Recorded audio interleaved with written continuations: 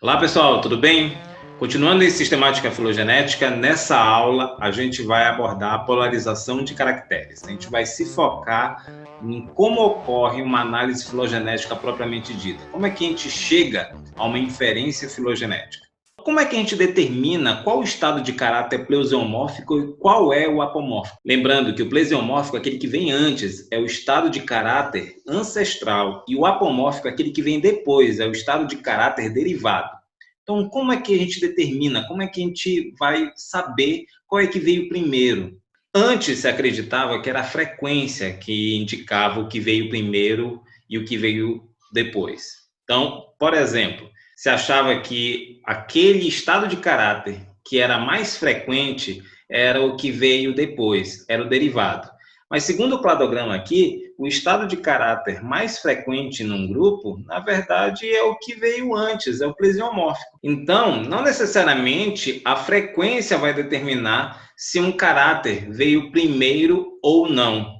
E aí volta a perguntar, como é que a gente sabe? Empregando o método do grupo externo. É a partir do método do grupo externo que a gente vai poder identificar, saber qual é o estado de caráter plesiomórfico e qual é o apomórfico. Lembrando que o que seria esse grupo externo? O grupo externo é o táxon irmão, é o grupo irmão, é aquele grupo mais relacionado, mais próximo evolutivamente. E se esse grupo ele é externo, ele está fora, ele é mais anterior, mais antigo, a condição plesiomórfica é aquela que a gente vai encontrar nos grupos externos. Para se fazer uma análise e utilizar o método do grupo externo, a gente precisa primeiro definir o grupo monofilético. A gente fala que a gente define o grupo monofilético a priori. Vamos ver na prática como é que acontece, como é que a gente faz uma polarização de caracteres. Vamos ver na prática. Digamos que eu queira polarizar metameria e a ausência de metameria. O que é metameria? É a presença de metâmeros, é a presença de segmentos. Então, como é que eu quero polarizar a presença de segmentos? Se animais segmentados vieram antes ou essa segmentação veio depois? Como é que a gente polariza? Primeiro, eu tenho que definir um grupo monofilético. Então, digamos, eu vou definir aqui um grupo, os celomados, e aí dentro dos celomados eu tenho tanto organismos que são metaméricos, no caso os anelídeos e os artrópodes, quanto organismos que não são metaméricos, como moluscos, sipúnculos, equiúros, nemertea. Então, eu defini a priori meu grupo monofilético e agora eu quero polarizar. Quais dessas características é a plesiomórfica e qual é a apomórfica? Esse é o meu objetivo, polarizar a metameria e a ausência de metameria. Então, eu tenho que olhar para fora dos celomados. Fora dos celomados eu tenho o quê? Eu tenho os poríferos, eu tenho os quinidários, que são organismos que não têm metameria, eles não são segmentados. Então, se não são segmentados, pela lógica de que no grupo externo o que está presente são os estados de caráter plesiomórfico, então a ausência de metameria, que é o que está no grupo externo, essa sim é a condição plesiomórfica. A não metameria, a ausência de metameria veio primeiro e depois eu tenho a metameria.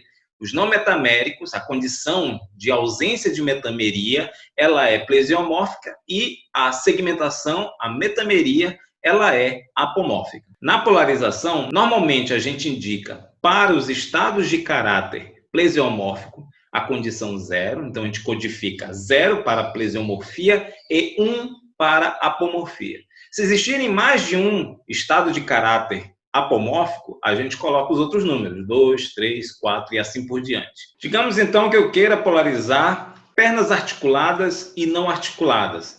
Então, uma outra condição que eu queira polarizar. Primeiro, eu tenho que escolher o grupo que eu quero trabalhar. Eu tenho que escolher meu grupo monofilético a priori. Eu vou trabalhar com os equidizozoários, né? Os onicóforos, tardígrados, asquilmintos e artrópodes, entre outros grupos. Dentro desse grupo eu tenho tanto organismos que têm pernas articuladas quanto aqueles que não têm, que são lobos não articulados. Para eu identificar qual é a condição plesiomórfica e apomórfica, eu tenho que ver qual a condição que aparece fora dos equidizozoários. Fora dos equidizozoa, o que eu vou ter? Eu vou ter apenas lobos não articulados. pernas articuladas real, eu vou ter só dentro dos Ecdysozoa, especificamente ali dentro dos Panartrópoda. O que é que eu tenho? Que a condição plesiomórfica, que é aquela presente no grupo externo, é a ausência de pernas articuladas. Então, os lobos não articulados são plesiomórficos, enquanto que as pernas articuladas elas são apomórficas. Esse método, o método do grupo externo, um método que se utiliza para polarizar os estados de caráter, recebeu muita crítica. Essa crítica ela vinha principalmente porque não seria possível iniciar um trabalho de análise filogenética sem antes delimitar um suposto grupo monofilético maior, então dentro do qual a gente pretendia estudar as relações de parentesco. Era como se nós estivéssemos propondo a conclusão antes de fazer as análises. Essa foi a principal crítica a esse método. Porém, um conceito definido pelo Hu em 1970 de iluminação recíproca veio para acabar com essas críticas. O que a iluminação recíproca do Hu diz? Que a cada vez que você estiver fazendo uma análise, se o grupo monofilético que você escolheu, ele estiver errado, ele não for realmente natural, as suas provas elas vão ser cada vez mais incongruentes, ou seja, você vai ter cada vez mais respostas erradas a respeito daquele grupo. E, ao contrário, se o seu grupo que foi escolhido, você disse que era um grupo monofilético e realmente ele for, cada vez mais você vai ter provas, você vai ter inferências de que realmente aquele grupo é verdadeiro. Você vai ter essa iluminação recíproca, você vai, durante o estudo, você vai recebendo cada vez mais, obtendo respostas que vão te dar esse feedback, positivo ou negativo. Então vamos pegar um exemplo dos vermes de Linneu, definido por ele em 1758. Dentro do grupamento de vermes de Linneu, a gente tem os anelídeos, os nemátoda, os plateumintos. Esse foi o grupo que a gente está definindo aqui como monofilético. A gente vai estudar e vai polarizar algumas características dentro dele. Então eu quero polarizar a condição metameria e ausência de metameria dentro dos vermes. Dentro desses vermes eu tenho organismos que são metaméricos, como é o caso dos anelídeos, e não metaméricos, como é o caso dos eumintos, por exemplo. Plateumintos, nemátoda, que não tem metameria. Beleza, eu tenho os vermes como meu grupo dito monofilético. E fora dos vermes, o que é que eu vou ter? Fora dos vermes, eu vou ter, por exemplo, nemertinos e artrópodes, organismos que são não metaméricos, os nemertea, como organismos que são metaméricos, os artrópodes. Ou seja, não consegui polarizar. Cheguei numa incongruência. Continuo sem saber se metameria ou a ausência de metameria é plesiomórfico ou apomórfico. Vamos para a próxima característica. Eu continuo querendo polarizar ali algumas características dentro dos vermes, então eu quero polarizar presença de celoma e ausência de celoma. Porque dentro dos vermes eu tenho organismos com celoma, os anelídeos, por exemplo, e sem celoma, os plateumintos. E fora dos vermes, o que é que eu tenho? Fora dos vermes eu vou ter organismos com as duas condições também. Moluscos celomados e, por exemplo, quinidários, que são acelomados. Então, não chegamos, mais uma vez, a nenhuma conclusão. Não conseguimos polarizar. Vamos para mais uma característica. Dentro dos vermes, a gente tem organismos que têm o tubo digestivo completo, como os nemátoda, e tem aqueles que têm o tubo digestivo incompleto, como os plateumintos. Vamos polarizar. A gente tem que ver, então, o grupo externo. E externo aos vermes, o que é que a gente tem? Organismos que têm sistema digestivo completo, como os moluscos, e aqueles que têm um sistema digestivo incompleto, como os quinidários. Ou seja, não chegamos a nenhuma conclusão também. A gente só alcançou dúvidas. A gente não teve nada que realmente dissesse, ó, isso aqui dá para polarizar. Através da iluminação recíproca, então, a gente foi tendo o quê? Que o agrupamento de vermes provavelmente não é monofilético, porque eu não consegui polarizar nada. É isso que a iluminação recíproca do Hu procura explicar. Então a gente teve forte incongruência entre várias características complexas, e aí a gente precisa então rever o grupo monofilético que foi escolhido para então rodar uma nova análise. Agora a gente vai para a construção do cladograma. Como é que a gente faz a construção do cladograma real? A gente tem aqui um grupo, que é o primeiro passo, é escolher o grupo com que vai se trabalhar. Eu escolhi aqui os melecozoários. Melecozoários têm 3 espécies aqui e eu quero saber como é a relação evolutiva dessas espécies. Eu sei ali que elas compartilham um ancestral comum, né? Mas quais são as espécies mais próximas uma das outras? Será que B, C é mais próximo do que C e D? Então a gente tem que fazer essa análise. Então eu tenho meu grupo interno, BCD, que é o grupo que eu escolhi para fazer a análise, e eu escolho um grupo externo, A. Por que eu escolhi o grupo externo? Para poder polarizar os caracteres que estão ali dentro de BCD. E quando eu vou polarizar esses caracteres, eu quero dizer o quê? Eu quero identificar quais são os caracteres que são plesiomorfias e apomorfias. O que é que eu faço? Eu tenho que montar uma tabela que eu relacione os táxons com os caracteres e os estados de caráter. Por exemplo, eu montei aqui a tabela em que eu coloquei as espécies que eu vou trabalhar, A, B, C e D, sendo que A é o grupo externo. E aí eu vou escolhendo aqui as características. Por exemplo, olho pedunculado. O olho, ele é pedunculado no caso do grupo interno. Então a gente vê esse pedúnculo aqui nos olhos, enquanto que no grupo externo não é pedunculado. Então o olho na espécie A é plesiomórfico. A ausência do pedúnculo é plesiomórfico. Já a presença desse pedúnculo é apomórfico nas espécies B, C e D. Uma outra característica que eu poderia definir aqui são os pés. Quem tem pé? Só C e D. No grupo externo, o que é que eu tenho? Eu tenho ausência de pé. A ausência de pé é 0, é a condição plesiomórfica.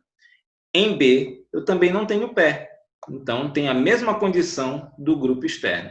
E em C e D, eles têm pé, então é uma condição apomórfica. Você repara também que tem espinhos. Então, espinhos aparecem ali na letra B, na espécie B. Como é o corpo da espécie A, do grupo externo? Não tem espinho. Então, a ausência de espinho está aqui. Enquanto que em B vai ter espinho e C e D também não tem espinho. Uma outra característica que eu posso ver ali são os cílios. Cílios presentes na espécie D. Tem cílio na espécie A, no meu grupo externo? Não. Então, a ausência de cílio é plesiomórfico. Enquanto que a presença de cílio é apomórfico, lá em D que aparece. B e C também não têm cílios. E eu tenho também, posso ter uma outra característica, que é a posição dos olhos, ou da íris. Se vocês verificarem, a posição varia. Eu tenho íris para cima, para as laterais, ou voltados para o lado interno. Então, eu vou colocar aqui, na minha tabela, ainda essa característica aqui, da íris. Como é no meu grupo externo? É plesiomórfico, é aquela íris voltada para cima. Tá? Quem é que tem essa mesma condição da íris voltada para cima? A espécie B. Na espécie C, eu tenho uma íris voltada para a lateral, e na espécie D, essa íris é voltada para o lado interno. Eu posso entender esse caráter, esse estado de caráter aqui, como um outro estado de caráter apomórfico. Quando eu tenho mais de um estado de caráter apomórfico, eu coloco os outros números, 1, 2, 3 e 4. Eu posso também considerar que uma condição diferente da íris voltada para cima. Então, a íris voltada para cima seria o estado plesiomórfico, 0, e qualquer outra condição diferente da íris voltada para cima como 1. Então, eu poderia tratar também, de uma forma alternativa, colocar aqui uma íris 1 e 1 também, querendo indicar com isso que uma posição diferente daquela do grupo externo é uma condição apomórfica. De posse dessa matriz de caracteres, nós fazemos, então, o nosso cladograma. Como se faz? Como é que se começa a fazer um cladograma? A gente vai pegando aqueles estados de caracteres que ocorrem na maior parte das espécies. E a gente vai pegando esses que ocorrem na maior parte, para aqueles que ocorrem em apenas algumas espécies. Se vocês repararem, o olho pedunculado é o estado de caráter que ocorre na maioria das espécies. Então, poderia propor, no primeiro cladograma, algo assim, em que eu tenho aqui a espécie do grupo externo e as espécies do meu grupo interno mais relacionadas entre si, e o olho peduncular é a minha sinapomorfia. Essa sinapomorfia, ou seja, esse estado de caráter derivado compartilhado, que veio depois da ausência de pedúnculo ocular, ela define o grupo monofilético B, C e D, em que eu tenho ancestral e todos os descendentes. Ainda não estou convencido, porque eu quero entender mais desse grupo. Então, eu vou para o próximo estado de caráter, para o próximo caráter, que é presença de pé, que ocorre em duas espécies, nas espécies C e D. Então, eu teria agora um cladograma mais ou menos assim. A espécie externa, o grupo externo, na base. Bem aqui eu tenho a sinapomorfia olho pedunculado. Depois eu teria uma outra sinapomorfia, que é presença de pé. Presença de pé em quais espécies? C e D. B não tem pé. B está aqui. Olha só como já está numa configuração que realmente eu consigo agora perceber qual a relação evolutiva, a relação de parentesco evolutivo entre as espécies. Com base em quê? Naqueles estados de caráter que eu polarizei na minha matriz de caracteres. Agora, eu vejo também o seguinte, olha só a íris, a posição da íris que é diferente. Ela ocorre onde? Íris diferentes ocorrem em C e D. Então, tenho mais uma condição aqui. Vou botar assim. Aqui a íris. Também uma íris diferente, né? Que não é voltada para cima, ela é voltada para uma outra posição, ou lateral ou interna. Então, essa íris, ela define o grupo C e D. E eu tenho outras características, como espinho. O espinho está presente apenas na espécie B. Aqui eu tenho espinho. E cílios está presente apenas na espécie D. Cílio. De modo que agora eu coloquei todas as minhas características da matriz de caracteres no meu cladograma. E finalmente eu tenho um cladograma assim, com uma maior definição da relação evolutiva das espécies. Um cladograma que tem 1, 2, 3, 4, 5 sinapomorfias. Essas sinapomorfias, essas novidades evolutivas, também indicam o comprimento do cladograma. Nesse caso, o comprimento desse cladograma é 5. São 5 mudanças evolutivas que ocorreram nesse grupo. Um outro exemplo, que é dos homúnculos, é com vocês.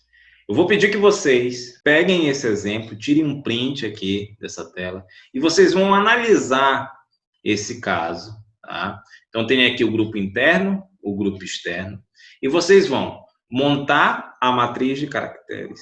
E, então, a partir da matriz de caracteres, montar o cladograma desse táxon aqui. Aqui eu já estou dizendo qual é o grupo interno e qual é o grupo externo. Tudo bem? Esse caso aqui fica com vocês. Qualquer dúvida, vocês já sabem. É só me procurar pelo meu e-mail e também pelo fórum da nossa disciplina. Uma análise filogenética pode resultar em cladogramas de comprimentos diferentes. Por exemplo, nesses cladogramas aqui, eu obtive um com 7 e outro com 6 passos. 7 ou 6 mudanças evolutivas, sinapomorfias. Existe um conceito chamado de parcimônia. A parcimônia, ela leva em consideração que a natureza ela é econômica. Então, se você tem um resultado com um menor número de passos, esse é o que você deve considerar. Quando eu tenho cladogramas com comprimentos diferentes, com mudanças evolutivas diferentes, com esse quantitativo diferente, pela parcimônia, eu tenho que escolher aquele com menor mudanças possíveis, ou seja, aquele mais parcimonioso. Parcimônia é a economia da natureza. Quanto menos para chegar no resultado, melhor. E se por acaso eu tiver 2 ou mais cladogramas com o mesmo comprimento, o que faço? Aí, nesse caso, como nesses 2 exemplos aqui, nesses 2 cladogramas, em que eu tenho 2 inferências filogenéticas diferentes e cladogramas com o mesmo comprimento, 3 mudanças evolutivas, eu tenho que realizar o consenso. O que é o consenso? Eu tenho que pegar aquilo que se repete naqueles cladogramas. Repara aqui nos cladogramas que C e D pode estar mais relacionado a EF ou ele pode estar mais relacionado a AB. Mas uma coisa que sempre repete nos cladogramas são esses grupos aqui, ó, monofiléticos, AB, CD, EF. A grande dúvida aqui é se CD, o grupo CD, está mais relacionado a EF ou a B. Como eu não sei, e é isso que varia nesse caso aqui, nesse exemplo, eu colapso esse ramo no meu consenso. Olha só, o que repete em todos os cladogramas? Os agrupamentos monofiléticos AB, CD e EF. E então, o que aconteceu com esse agrupamento CD, que era aquele que tinha dúvida quanto ao seu posicionamento evolutivo, filogenético, colapsou.